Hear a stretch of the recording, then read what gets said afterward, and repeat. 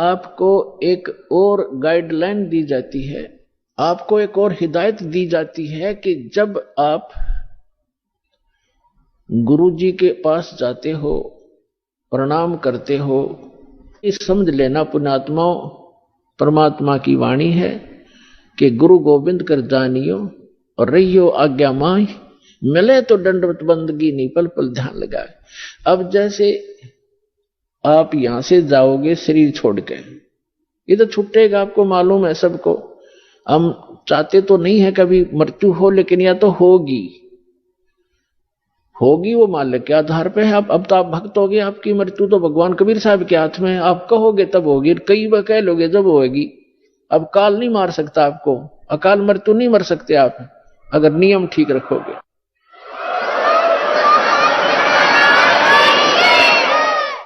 तो ये तो हमने यहां से जाना पड़ेगा। जब आप यहां शरीर छोड़कर जाओगे तो ऊपर जाकर के जहां भी आप देखोगे ये दास के रूप में वो कबीर परमेश्वर आपको खड़े दिखाई देंगे।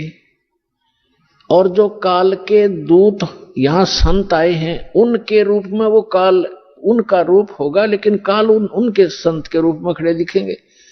तो वहां जो जिस गुरु की वो शरण में है तो वहां जाकर अपने गुरु जी के पास ही जाते हो, तो सीधे के अपने वो खड़े गुरु जी, तो अब उसके शेष सारे उस गुरु के पास, उसके शेष उस दूसरे गुरु के पास।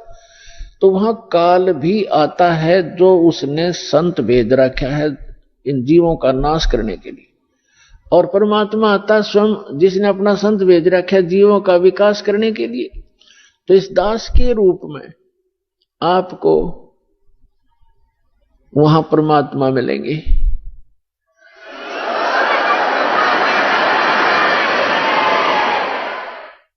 और आपको एक और गाइडलाइन दी जाती है, आपको एक और हिदायत दी जाती है कि जब आप गुरु जी के पास जाते हो, प्रणाम करते हो, तो उसमें एक अभ्यास बनाओ कि सतनाम का सुमरण अवश्य करें। प्रथम नाम मिला है तो प्रथम का अवश्य करें। जैसे प्रणाम करते करते भी आप एक सांस का सेवन आसानी से कर सकते हो। और उससे क्या होगा, जैसे यहां तो आपका अभ्यास बना रहेगा, भक्ति तो करनी है, तो उससे क्या होगा, जैसे आप सतलोक वहां जाओगे, एक तिरकुटी, एक इंटरनेशनल एयरपोर्ट समझ लो तिरकुटी। जब वहां पहुंचोगे तो वहां आपको परमात्मा मिलेंगे इस दास के रूप में, और वहां काल भी धोखा देने के लिए इस दास का रूप बना सकता है। तो उसमें आप जी ने सिमरण करना है सतनाम का, क्योंकि वहां जाएगा तो सतनाम ही होगा आपके पास, सारनाम तो होगा ही होगा, सतनाम भी होगा। तो सतनाम का और सारनाम का जाप करना है। तो सतनाम का जाप करने मात्र से, और प्रथम मंत्र भी अगर प्राप्त है, इसमें प्रथम और लास्ट 2 मंत्र हैं इस 7 मंत्रों में, तो ये दोनों मंत्र भी गजब के मंत्र हैं। इनका भी जाप करने से क्या होगा, यदि सामने काल परमात्मा की बजाय स्वयं आकर के दास का रूप बनाकर खड़ा हो जाएगा, तो इस सिमरन से उसका तुरंत चेहरा बदल जाएगा, उसके ऊपर का आवरण हट जाएगा, उसकी वास्तविकता वो भूंडी शकल दिखाई देगी। फिर आप अपने आप दूर हो जाओगे, फिर इधर उधर देखोगे। अब थोड़ा सा एक प्रश्न सुनाते हैं आपको, क्योंकि सत्संग के अंदर बहुत से हिदायत देनी पड़ती है। तो ये सुमन करने से भी अगर शकल नहीं बदलती है तो आपके ओरिजिनल गुरुजी और ओरिजिनल गॉड है। एक समय एक इंद्रमती नाम की एक रानी थी, चंद्र विजय राजा की। एक चंद्र विजय नाम का राजा था, उसकी इंद्रमती नाम की एक रानी थी, और वो बहुत भक्तनी थी भगवान की। फिर पिछले जन्म से, पिछले पुण्य से ही अच्छी आत्माएं राजा बनती हैं, रानी बनती हैं, और इतना सुख होकर के भी जो परमात्मा की तरफ में भगवान की भक्ति में लगे होते हैं वो पुण्यात्मा विशेष होती है। वो माई जो है उसने एक गुरु बना रखा था। उस गुरु जी ने उसको बता रखा था कि श्री राम श्री कृष्ण उसने बता रखा था कि भगवान विष्णु भगवान शिव की भक्ति करनी चाहिए, श्री राम की भक्ति करनी चाहिए, 68 तीर्थों पे जाना चाहिए, 68 तीर्थ करना चाहिए, एकादशी का व्रत रखना चाहिए। और उसने अब जैसे एक नियम है, कहते हैं धन चाहे तो दान कर और मोक्ष चाहे भज राम। तो हमने यहां इस काल के लोक में रहना है तो धन भी चाहिएगा और राम भी प्राप्त करना है, तो हमने दान भी करना है और सच्चा नाम भी जपना है। अब उसके गुरुजी ने बता रखा था कि बेटी पिछले जन्म में तेने बहुत पुण्य कर रखे हैं, घने धर्म कर रखा है, जिस कारण से तू रानी बन गई।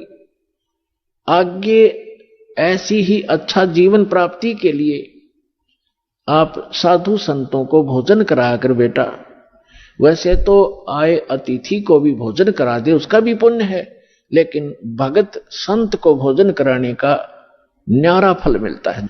अब जैसे आपके पास पशु हैं, भैंस या गाय, एक भैंस या गाय है जो दूध देती है और अन्य भी पशु हैं जो अभी दूध नहीं दे रहे, वो भी अपने पालने ही पड़ते। अब एक तो उस दूध ना दे रहे पशु को जो चारा दिया जाता है, आहार खिलाया जाता है, वो भी हमारा कर्तव्य बनता है। लेकिन जो दूध वाले को जो चारा चराया जाता है, बिनौले खल आदि हम डालते हैं, तो वो तुरंत लाभ दे देता है। सुबह अच्छा भोजन कराओगे, चारा चराओगे, तो शाम में दूध घना पाओगे उसके। तो इस प्रकार संत और भक्त होते हैं दूध वाले, और अन्य जो अतिथि आते हैं जो भक्त नहीं, भक्त है तो अच्छी बात है ना, तो वो भी एक कर्तव्य जानकर हमने उनको भी अवश्य भोजन कराना चाहिए और आतिथ्य सत्कार से कराना चाहिए। लेकिन साधु संतों का भोजन कराया हुआ अत्यधिक लाभ देता है। अब साधु संत भक्त भले ही वो शास्त्र विरुद्ध साधना कर रहे हैं, लेकिन पूर्व जन्म के वो पुण्यकर्मी प्राणी हैं, वही भटक रहे होते हैं। कोई लाल पीले कपड़े पहनता है, कोई दाढ़ी बढ़ा लेता है, कोई मूंड मुंडा लेता है, कोई तिलक लगाता है, जैसा भी उसको मार्गदर्शक मिल गया, क्योंकि उसको परमात्मा चाहिए, चाहे किसी भी भेख बनाने से मिल जाए, वो परमात्मा की तरफ तड़प रहा है। ऐसे कोई व्यक्ति को भोजन कराने से विशेष लाभ होता है, क्योंकि अब तो साधना ठीक है नहीं, लेकिन पूर्व जन्म की कमाई उसकी है, और वो भक्त भगवान का विशेष प्यारा होता है। चाहे आज वो किसी की पूजा कर रहा है, लेकिन वो भगवान कबीर साहब का ही बच्चा है। तो इसलिए ये एक नियम है। इस नियम के आधार से उस संत ने अपनी शिष्या इंदुमती से, इंद्रमती से कहा था कि बेटा साधु संतों को भोजन कराने से अगले जन्म में भी तू रानी बन जाएगी। अब इनको ज्ञान इतना ही था कि रानी बन जा, रानी कितने बार बनेगी, फिर गद्दी भी तो बनेगी। वो एक दिन वो समस्या इनका समझ में नहीं आ रही थी, अकिया भी पड़े गले में। ठीक है, जितना उनको ज्ञान था उस रानी को ज्ञान उसने दे रखा था। अब वो अपने गुरु जी के बताए मार्ग पर कति दृढ़ थी। अब क्योंकि वो ऐसी पुण्यात्माएं कबीर साहब के बच्चे हैं, परमात्मा कहते हैं दो जन मेरी शरण है, ताका हूं मैं दास और गेल गेल लाग गया फिरूं, साथ साथ फिरता रहता हूं जब तक धरती आकाश। आपको बहुत बार बताया, क्योंकि ये दातंग मार्ग है पुण्यात्माओं। आपने केवल कथाएं सुनी है, ये राम कृष्ण की, सुदामा और कृष्ण की, बेलनी और राम की, राम रावण की लड़ाई, महाभारत का युद्ध, ये भी एक इतिहास है, लेकिन ये अध्यात्म मार्ग नहीं था। अब ये है संपूर्ण अध्यात्म मार्ग ज्ञान, इसको बहुत प्रकार से समझाना पड़ता है। तो उसने सोचा, अब रानी ने जो भी गुरुजी ने बताया था उस पर दृढ़ होगी, और उसने ये सोचा कि भी साधु संतों को भोजन कराना अनिवार्य है। उसने एक अपना नियम बना लिया कि मुझे भूल ना पड़े, मैं प्रतिदिन संतों को, जितने भी आसपास संत हैं, 2, 4, 10, कम से कम एक को तो भोजन करा कर ही मैं प्रतिदिन आहार किया करूंगी। तो उसने अपने नौकरों से बोल दिया कि आसपास जो भी जंगल में कोई साधु संत हो उनको प्रार्थना करके आओ कि डेली यहां भोजन करके जावें, और जो यहां नहीं आ सकते उनको वहां पहुंचा कर आओ। अपने हाथों रोटी बनाती रानी होकर, चाहे 10 संत आते, चाहे 5 आते, चाहे 20 आते। तो यह सिलसिला शुरू था। एक बार क्या हुआ कि कुंभ के मेले का कोई ऐसा संस्कार हो गया। कुंभ के मेले पर हरिद्वार में चले गए सभी साधु संत उस तीर्थ पर भी लेने के लिए, और पैदल आना जाना होता था तो 10-15 दिन का प्रोग्राम उनका बनता ही बनता था। कोई भी संत उस क्षेत्र में रहा नहीं। अब रानी को पता चला कि साधु आए नहीं, पता करके आओ। पता करके आए, साधु नहीं थे, कोई है नहीं, सब चले गए, सबकी झोपड़ी खाली पड़ी है। पता चला कि वो तो तीर्थ भ्रमण पर चले गए। तो रानी ने प्रण कर रखा था, प्रतिज्ञा कर रखी थी कि जब तक संत नहीं खाना खिला लूंगी संत को, मैं आहार नहीं करूंगी। 1 दिन बीत गया, 2 दिन बीत गया, रानी थी भूखी गड़ी, रही नहीं थी। तीसरे दिन तो वह कति आंखें बंद करने लगी, अकमरूंगी। उसके पति ने भी समझाई, तू क्यों अपना जीवन नाश करे, खा ले 2 रोटी। वो साधु हुआ, फिर जमा दिए कि बिजली गिर गई। पर ने बोली नहीं, मर जाएंगी पर मैं भोजन नहीं खाऊं। अब उस पर दुख देखा नहीं जाता, उस परम प्रताप है।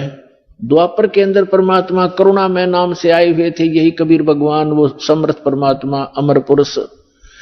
चारों युग में आते हैं परमात्मा। कहते हैं सतयुग में सत सुकृत कह टेरा, त्रेता नाम मुनिंदर मेरा, द्वापर में करुणा में कहाया, और कलियुग नाम कबीर धराया। चारों युग में आया हूं मैं, परमात्मा कहा करते। तो द्वापर में वो करुणा में नाम से आए हुए थे।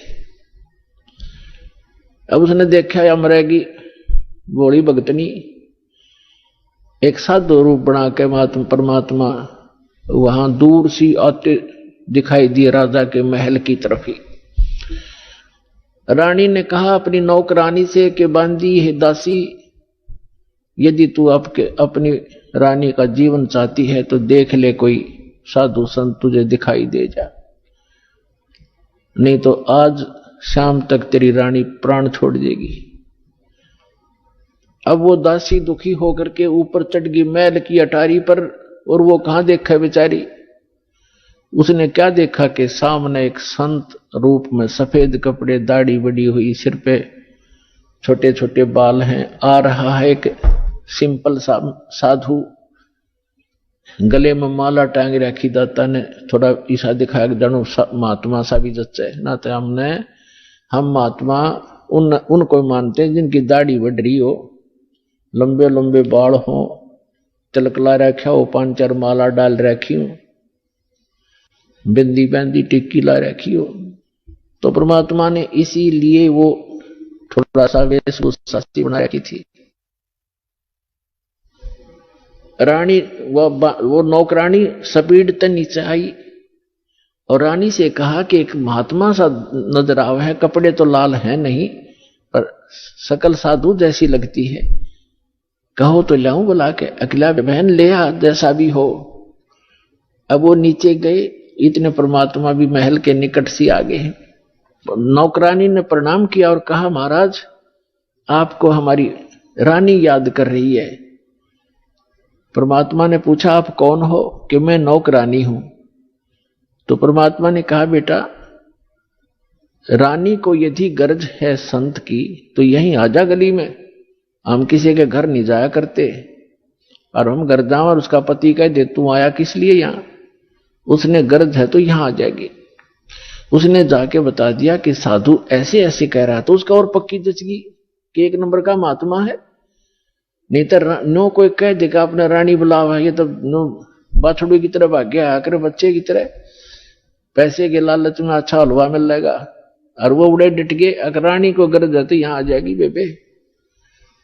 तो रानी ने कहा मेरा पकड़ हाथ, मुझे सहारा दे, नौकरानी ले चल, मुझे ऐसे महापुरुष के दर्शन करा दे, मर जाऊंगी तो भी अच्छा ऐसे संत के दर्शन करके। ऐसा दृढ़ आदमी आज पहली बार सुन रहा हूं तो रानी को यह कहने वाला कि यहां आ जाएगी जब गरज पड़े तो, क्योंकि पिछले संस्कार से ऐसे भाव उत्पन्न हुआ करते हैं साधु भक्तों में।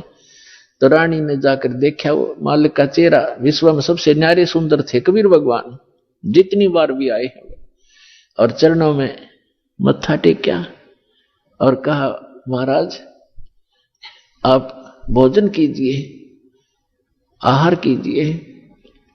परमात्मा बोले चल बेटा आहार कर लेते हैं। बैठ के जाकर एक आसन लगा दिया। रानी ने दुखी सुखी होकर नौकरानी के सहयोग से स्वयं भोजन बनाया और कहा महाराज जी भोजन पाओ। तो परमात्मा ने कहा बेटा आप इतना कोई रोग है आपको क्या, इतनी अक्सीन कैसे होगी? तो उसने सारी कहानी बताई कि मैं प्रतिदिन एक साधु को भोजन करा के भोजन करती थी, संत रहे नहीं क्योंकि वो उस पे कुंभ के मेले में स्नान के लिए चले गए। आज तीसरा दिन आ गया महाराज जी, आप नहाते ताज में मर जाती। जब भोजन बना के परमात्मा के पास रखा तो कहा परमात्मा ने कि बेटी मेरा शरीर भोजन करने का नहीं है, मैं तो खाऊं या ना खाऊं मैं सदा एक रस रहता हूं। तो रानी बोली जी ठीक है, भोजन नहीं खाओगे तो मैं भी नहीं खाऊंगी, मरना मंजूर है मुझे, मरना ही मुझे उचित है, मैं अपना जो ना प्रतिज्ञा नहीं भंग कर सकती। तो परमात्मा ने कहा कि ला बेटा, कहते समर्थ इसी को कहते हैं जो चाहे सो करते।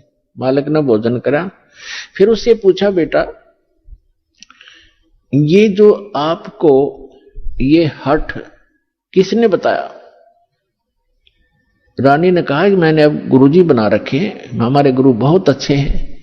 परमात्मा ने पूछा क्या साधना करते हो? कि श्री विष्णु जी की, श्री शंकर भगवान की, शेरा वाली माता की, जो भी वो करती थी, एकादशी का व्रत करती हूं, तीर्थों पर भी जाती हूं, ऐसे करती हूं। फिर परमात्मा ने अपना ज्ञान समझाना शुरू किया, लेकिन वो रानी जो थी वो ज्यादा भावुक होते हैं श्रद्धालु। जैसे ये दास प्रारंभ में इन अन्य पंथों वालों को कहा करता था, जो भी आ जाता था संपर्क में सत्संग सुनने, कि भाई आपका नाम गलत, आपका गुरु पूरा नहीं है, आपकी साधना गलत है। ये राधा स्वामी, धन धन सतगुरु, जय गुरुदेव वाले और ये तो सारे निरंकारी वाले ये आते थे जो सुनकर सत्संग है।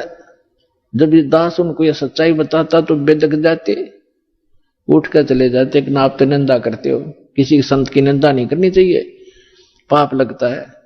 अरे भले आदमियों, निंदा क्या की मैंने? तेरे गुरु को चोर बताया ना, डाकू ठग बताया नहीं, उसके ज्ञान की त्रुटि बताई है, ज्ञान में कमी है आपके गुरुजी में। संत तो अच्छे ही होते लेकिन ना समझ में आई।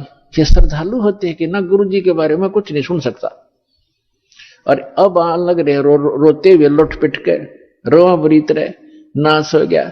30 साल हो गए राधा स्वामी में जीवन खो दिया, सब कुछ लुट पिट गया, इकलौता पुत्र था वो भी मर गया। बता अब टिंडे ले लो राधा स्वामी में, धन धन सतगुरु में। साची के 6 माह में गुस्सा होते थे। और यहाँ का इतिहास देख लो, सन 1994 से जो जुड़े हैं आज उनके ठाठ देख लो, और उनके घर में कोई दुर्घटना हुई तो आप पूछ कर देख लो, लाखों की संख्या में भक्त है। तो भगवान की शरण न्यारी होती है।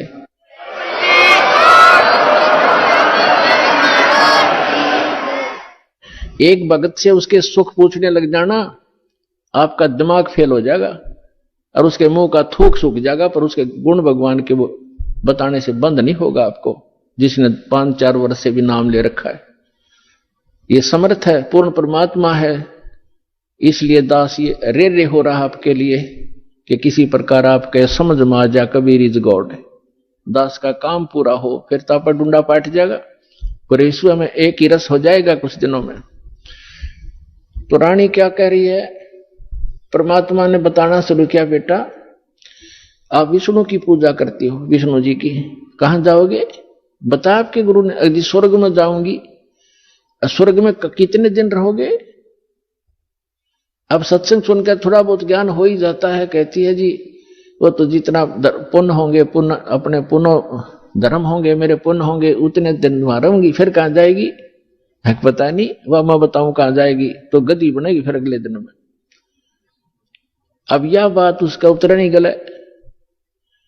परमात्मा ने बताया जो साधना आप कर रही हो, पुण्य कर रहे हो, दान कर रहे हो, ठीक है, रानी भी बन जाएगी और स्वर्ग भी चली जाएगी, फिर पशु योनि में भी कंपलसरी जाएगी। और ये आपके विष्णु जी भी नाशवान, आपके शंकर जी भी नाशवान, आपके ब्रह्मा जी भी नाशवान। तो कहते थर पकड़ थर होई, अमर की साधना करने से अमर पुरुष की तो अमर हो सकते हो। तुम नाशवानों की भक्ति करके और सथाई होने की चेष्टा कुचेष्टा करती।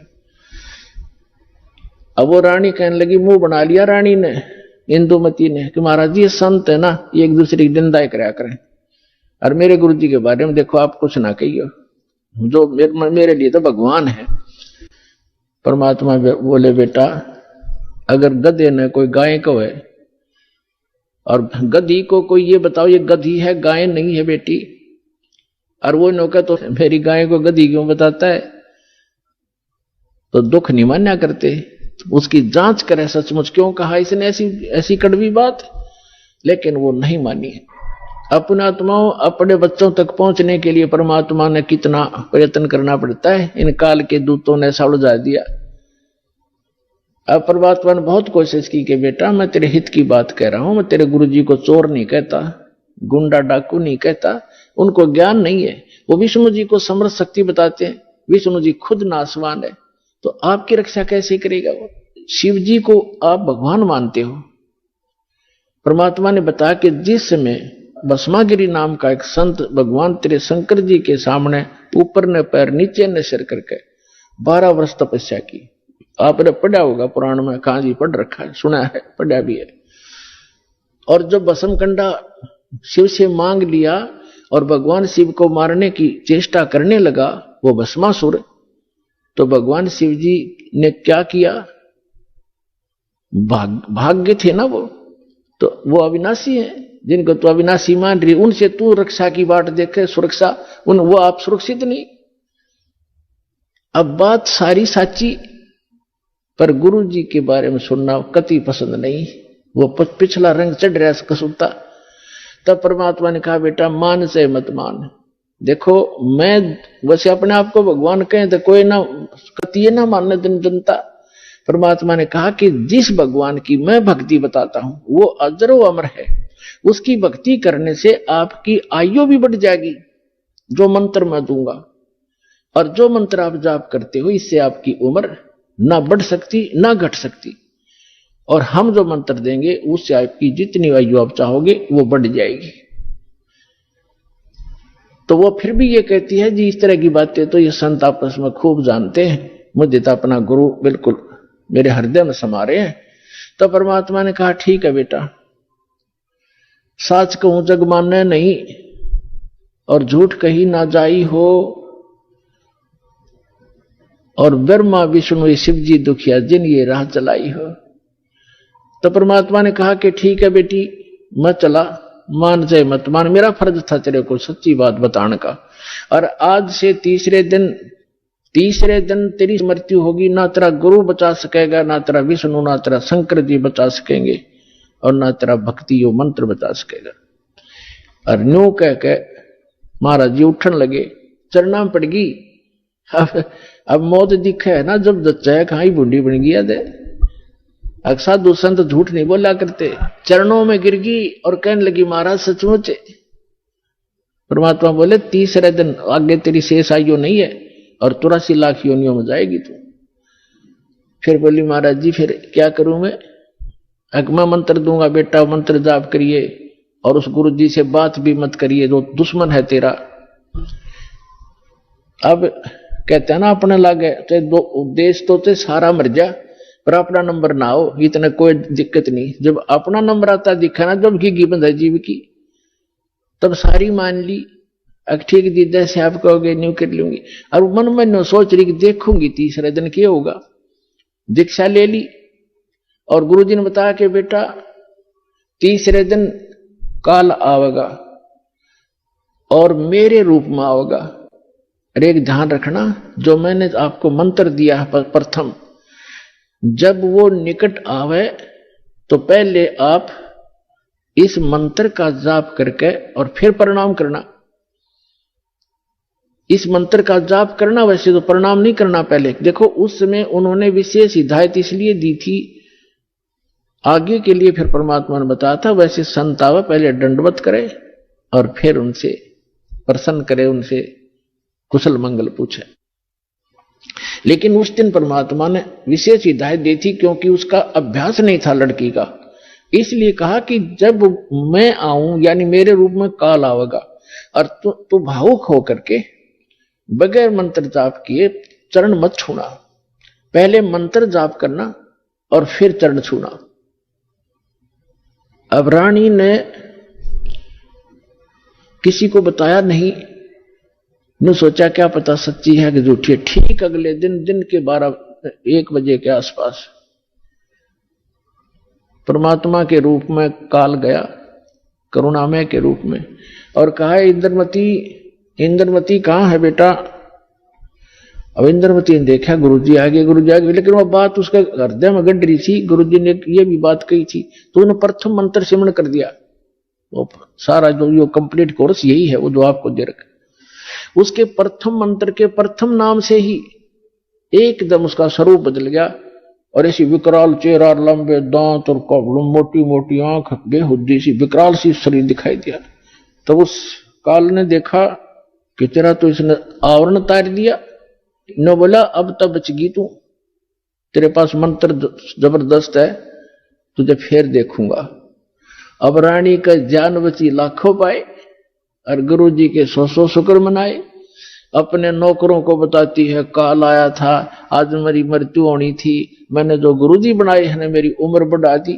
अब ना तो राजा को बताई, उसके दरबार में जाके राजा ने बोला तू पड़ी रह, काल आ जाता तने छोड़ जाता, ये तुमने ऐसे कहती रहती हो, कोई कुछ कह दे उसकी बातों में आ जाती है। तो उसके साथी भी तेरी बेचारी के साथ वो राजा की के माने वो आगी वापस, शुक्र मनाया रख, आगी तो तेरी टल गई मृत्यु, छाटते आके लेट गई। भगवान हे परमात्मा दया करिए, आपने इसी गुरु मिला, ऐसा मंत्र दिया और मेरा जीवन रक्षा होगी। अब वह लेट गई बेड पे कति खुशी मना के, इतने में काल सर्प बन के आ गया। सर्प बन के आया और रानी के डस दिया, डसते उसकी आंख खुली और फिर वो ऐसे ऐसे जाता दिखा, उसने शोर बचाया, भागी और डस ली, सर्प ने डस ली, सर्प ने डस ली। नौकर नौकरानियां आए, बाजे लठले, वो लंबा महल था राजा का, वो जो जाता दिखा सबने और मोरी में से निकल गया। रानी मृत्यु को प्राप्त होगी। राजा के घर तक सब प्रकार के वैद्य उपस्थित रहते थे, डॉक्टर बुलाए, वैद्य बुलाए, गार्ड बुलाए, सारा कुछ कर गया और सब ने मृत घोषित कर दी। तब परमात्मा आ गए तो नौकर नौकरानियां कहने लगी, जिन देखे थे भगवान उस दिन, वो नौकरानियां कहने लगी महाराज जी आपकी शिष्या को सर्प ने डस दिया, तब सर्प से मृत्यु होगी, हाहाकार मच गई। तो परमात्मा ने एक बहाना सा करा, मंत्र सा बुदाया और कहा उठ बेटी, 1 सेकंड में रानी खड़ी होगी। बोलो सतगुरुदेव।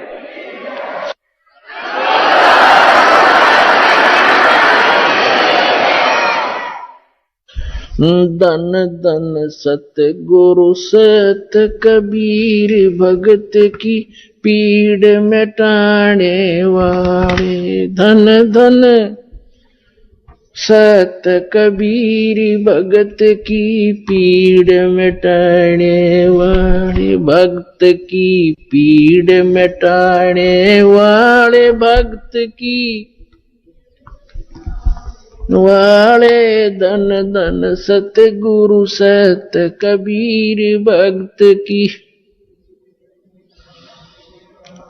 रहे नल नील यतन कर हार, तब सतगुरु से करी पुकार। रहे नल नील यतन कर हार, तब सतगुरु से करी पुकार। जा सतरे खालखी अपार, सिंधु पे सिलात रहने वाली।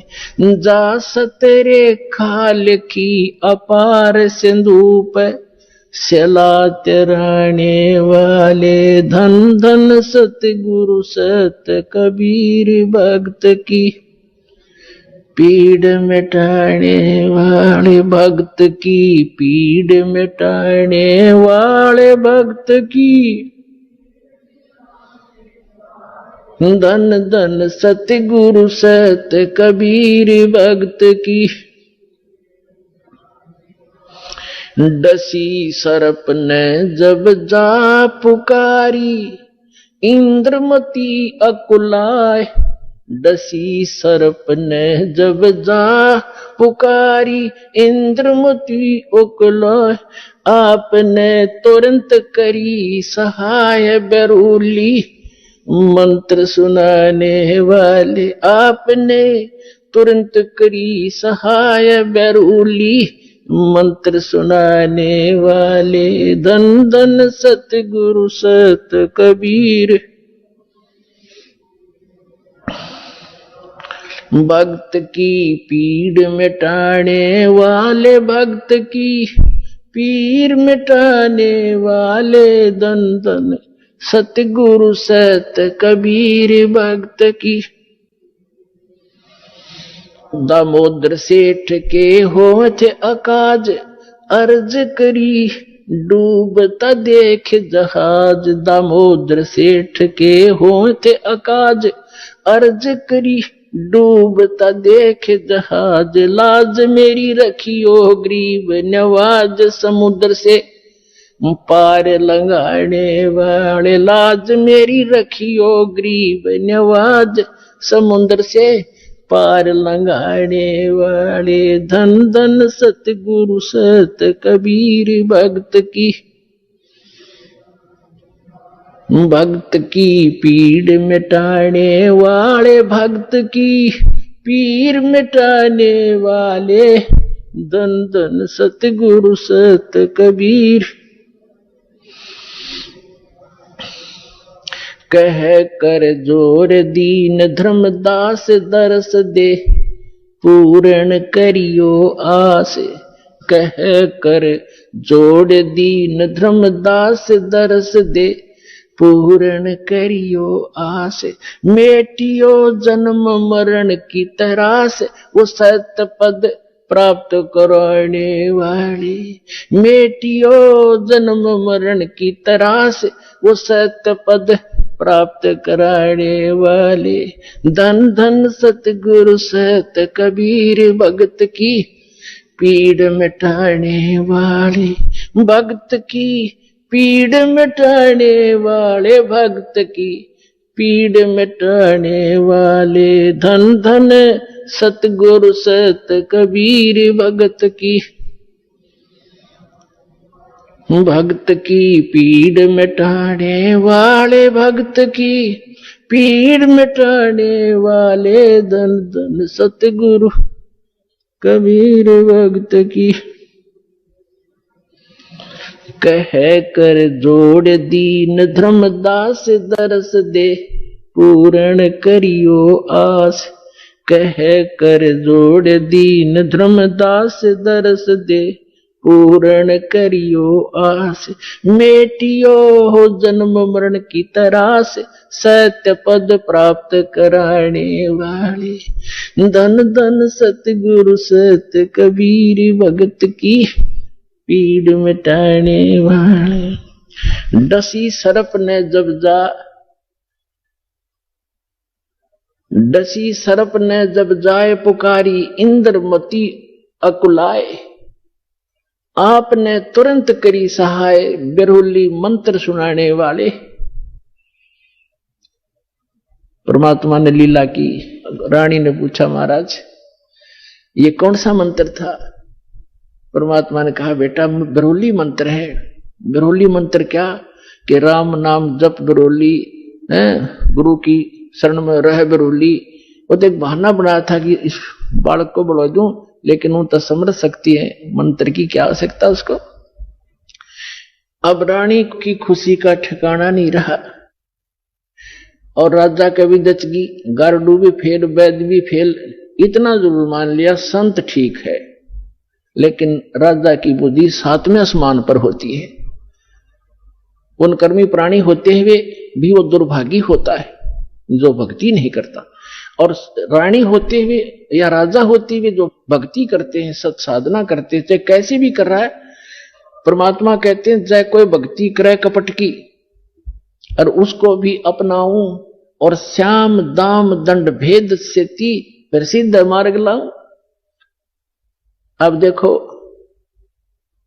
परमात्मा काल को आने भी नहीं देता, इसलिए आने दिया रानी का जच्चा ना हो या बात।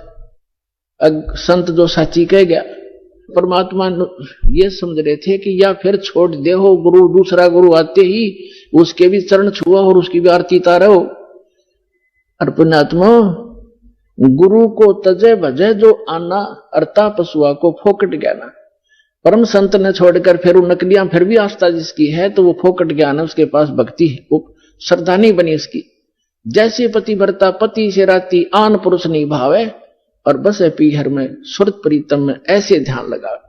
यानी गुरु, नकली गुरु को त्यागने के बाद जब आपके समझ, क्योंकि पहले तो आपके पास कोई पैमाना ही नहीं था मापन का, जांच करने का कोई ऐसा वस्तु नहीं थी, विकल्प नहीं था।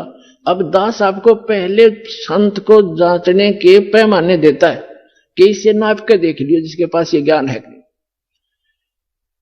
जैसे धर्मदास जी भी पहले ऐसी दूसरी साधना करता था, जब परमात्मा ने उसको सच्चा ज्ञान सुना, वो फिर भी बुद्धि भ्रष्ट हो गई थी बीच में, तो फिर परमात्मा मिले नहीं थे, तो उसने सोचा साधु संत के रूप में मिले थे, कोई भी संत मिलता धर्मदास उसके पास जाता और जाती कहता महाराज जी ठीक सो, कहा आजा बच्चा ठीक है।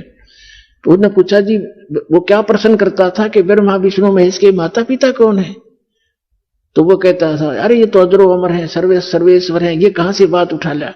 तो तभी उठकर चल पड़ता था कि ना ये संत नहीं है। तो उसके पास एक पैमाना था उनको जांचने का, और जब उसने परमात्मा मिले दोबारा, फिर वो तो पूरा काम उनका